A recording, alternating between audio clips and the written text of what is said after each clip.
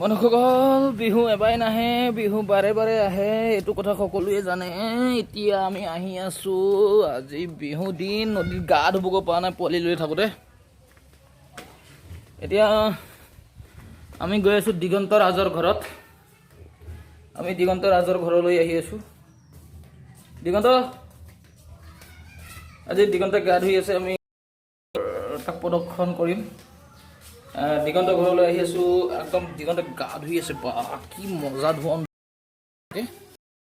তাকো চাক দেখিছে কেনেকুৱা গা ধুই আছে। আজি বহাগৰ বিহুৰ দিনটো গা ধুবলৈ যোৱাৰ পৰিৱৰ্তে সি গা ধুই আছে নিজৰ বাথৰুমৰ আশে পাশে। গতিকে কিমান দুৰুহ বিষয় এইটো আপোনালোকে এবাৰ ভাবক আৰু চিন্তক। এতিয়া মই যাম নদীত গা ধুবলৈ, আপোনালোকৰ লগত আছো মই। আৰু লগত চাওক এইটো পোৱালি আজি নতুন কাপোৰ লৈ কেনেকৈ আছে।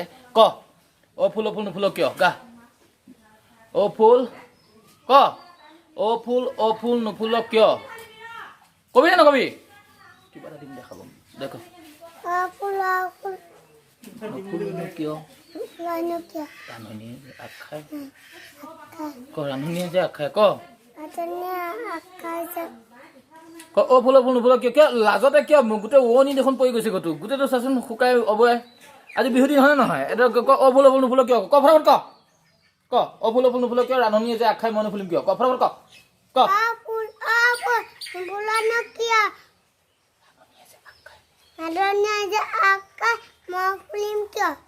থেংক ইউ ধন্যবাদ বুলি ক।